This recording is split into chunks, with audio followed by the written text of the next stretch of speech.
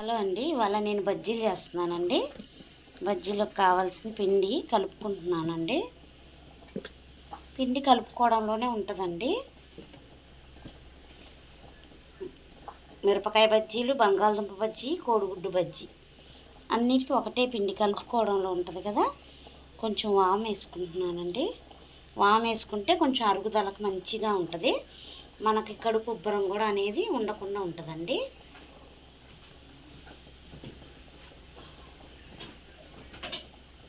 కొంచెం తినే సోడా.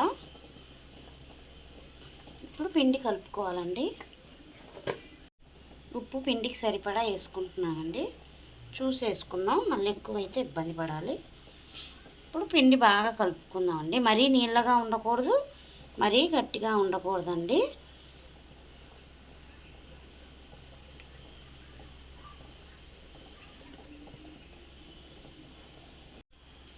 పిండి ఇలా కలుపుకోవాలండి. కలుపుకునేటప్పుడు ఉండలు ఉంటాయండి. ఉండ అనేది కట్టకుండా పిండికి కలుపుకోవాలి. పిండి అంతా సమానంగా పట్టేటట్టుగా. కొన్ని వాటర్ పడతాయండి. పిండి గట్టిగా ఉంది కదా, మరి పలసగా కూడా చేసుకోకూడదండి. కావాలనుకుంటే కారం కూడా వేసుకోవచ్చు లైట్గా. నేను కారం వేయట్లేదండి, ఎందుకంటే మిరపకాయలు అనేది కారం ఉంటాయి కదా. కోడిగుడ్డుకి వేసేటప్పుడు లైట్గా కారం వేసి మీకు చూపిస్తాను. పిండి ఇలా ఉండాలండి. మీకు ఎగ్జాంపుల్ చూపిస్తా. చేతికి ఇలా ఉంది కదా, ఇలా అంటే సరిపోయి. చూసారుగా, ఇంత చిక్కగా ఉండాలండి పిండి. అప్పుడే మిరపకాయకి అనేది పట్టిద్ది. పిండి బాగా కలుపుకున్నానండి, ఎందుకంటే అక్కడక్కడ ఉండలు అనేది తగలకుండా ఉండాలి. మళ్ళీ నూనె కదండి, పిండి కలవని చోటు ఉంటే ఆయిల్లో వేయంగానే పేలినట్టు అయ్యిద్దండి. ఇప్పుడు ఈ పిండిని కలిపేసుకున్నా కదా, ఒక పావు గంట సేపు పక్కన పెట్టేసుకుందాం. ఈలోపు పచ్చిమిరపకాయలు, బంగాళదుంప కోసుకుందామండి. బజ్జీ మిరపకాయలండి ఇలా కట్ చేసుకుందాం. మూతి కాడ కట్ చేసుకొని తోక కాడ ఇలా కత్తితో ఘాట్లు పెట్టుకోవాలండి. కింద దాకా ఇలా కత్తితో నేను మిరపకాయల్లో ఇత్తనాలు తీసేయట్లేదండి. ఇవి అంత కారం లేవు, అస్సలు కారం లేవండి మిరపకాయలు. అందుకని నేను ఇలా ఉంచుతున్నా. ఇప్పుడు మనం కట్ చేసిన దాంట్లో మిరపకాయ సప్పగా ఉంటుంది కదా, కావాలనుకుంటే శనగపిండి, వాము, ఉప్పు కలిపి మిక్సీ పట్టేసి దాని లోపల పెట్టుకోవచ్చండి. కానీ నేను ఓన్లీ ఉప్పే రాస్తాను. ఉప్పు రాసేసి ఉంచుతానండి. అన్ని మిరపకాయలు ఇలా కట్ చేసుకున్నాం. బజ్జీ మిరపకాయలు ఉప్పు రాసి పెట్టుకున్నానండి. 2 కోడిగుడ్లు, 2 ఉల్లిపాయలు, ఒక బంగాళదుంప కూడా చాలా సన్నగా కట్ చేసుకుందామండి. పొట్టుతోనే కట్ చేసుకోవాలి. బంగాళదుంప ఏదో పాడైనట్టుంది, అప్పటిదాకా తీసేసాను. కొంచెం పలసగా కట్ చేసుకోవాలండి, ఎందుకంటే బంగాళదుంప ఉడకాలి కదా. మనం ఈ సైజులో కట్ చేసుకుంటే సరిపోయిద్ది. సన్నగా కట్ చేసుకోవాలండి.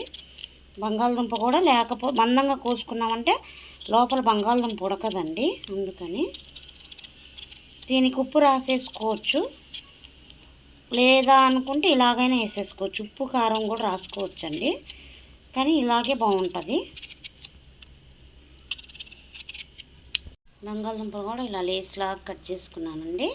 ఇప్పుడు ఇది పక్కన పెట్టేసుకొని పిండి తెచ్చుకుందాం. కళాయి పెట్టేశానండి. ఇప్పుడు నూనె పోసుకుంటున్నాను. మనం బజ్జీలు అవన్నీ మునిగేంతవరకు నూనె పోసుకుందామండి. దగ్గర ఒక 30 కేజీ దాకా పోసుకుంటున్నాను నేను నూనె వేడైంది కదండి. ఇప్పుడు బజ్జీ చూసారా, పిండి ఎట్లా అంటుకుపోతుందో మిరపకాయకి ఇలా అంటుకోవాలండి. చూసారుగా, ఇప్పుడు బజ్జీ వేసేసుకున్నాం. నూనె బాగా వేడైందండి.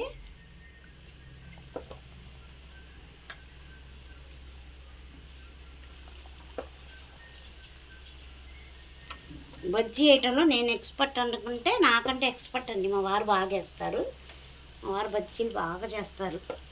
బజ్జీ అనే కాదు, ఏ వంట అయినా మా వారు బాగా చేస్తారండి.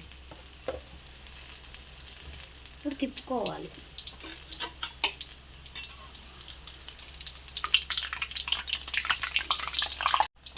బజ్జీ చూసారు కదండి, ఎంత బాగా వేసాను కదా. పిండి చూసారు కదండి, బాగా అంటుకుంది మిరపకాయకి. 2-3 బజ్జీలు తింటే చాలండి, కడుపు నిండిపోయిద్ది. అంత టేస్ట్ ఉంటాయి, బాగా ఉంటాయి. ఒక్కొక్కళ్ళు వేస్తే మటుకి మిరపకాయకి పిండి కూడా అంటుకోదండి. మా అమ్మాయి వేస్తే మిరపకాయకి పిండి కూడా అంటుకోదు. బజ్జీలు అయినాయండి, తీసేసుకున్నాం. చూసారా ఎంత బాగున్నాయో బజ్జీలు.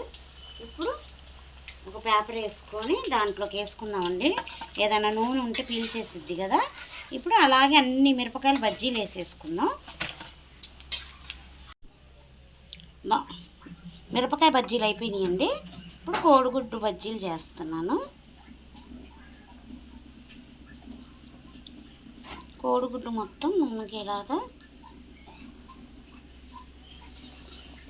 గుడ్డు ఘాటు పెట్టుకోవాలండి, లేకపోతే టపా అని పేలిద్ది. ఇప్పుడు బంగాళదుంప కూడా వేసేసుకున్నాం దాంట్లో. 2 గుడ్లే కదండి, అందుకని బంగాళదుంప కూడా వేసేస్తున్నాను అన్నమాట.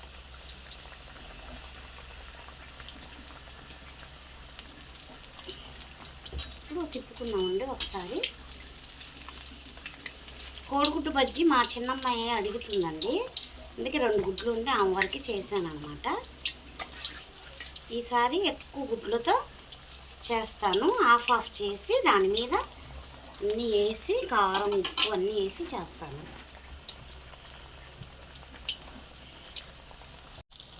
కోడిగుడ్లు బజ్జీ రెడీ అయిపోయిందండి.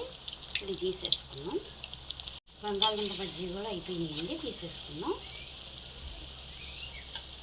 సరే ఎంత బాగా వచ్చినాయో బంగాళదుంప బజ్జీ కూడా. లాస్ట్లో పిండిలో ఉల్లిపాయలు వేసేసుకున్నామండి. ఉల్లిపాయలు వేసేసుకొని బాగా కలుపుకుందాం. ఇప్పుడు లాస్ట్లో పచ్చిమిరపకాయలు వేయట్లేదు కాబట్టి కొంచెం కారం వేసానండి.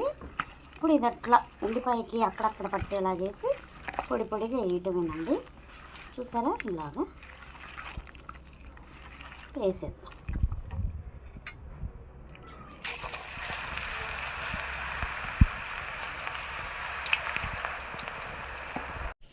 చూసారండి మా బజ్జీలు, మిరపకాయ బజ్జీలు, కోడిగుడ్డు బజ్జీ, బంగాళదుంప బజ్జీ, పకోడీ అండి. ఉల్లిపాయ పకోడీ చూసారా ఎంత బాగా వేసానో. ఒక్క పిండితోనే ఇన్ని రకాలుగా చేసుకున్నానండి. అది పిండి కలపడంలో ఉంటుంది. దాంట్లోకి టచింగ్ నిమ్మకాయ, ఉల్లిపాయ అండి. బజ్జీ కట్ చేసుకొని వేసుకొని తింటే సూపర్ ఉంటాయండి. నా వీడియో కనుక మీకు నచ్చితే లైక్ చేయండి, షేర్ చేయండి, సబ్స్క్రైబ్ చేయండి.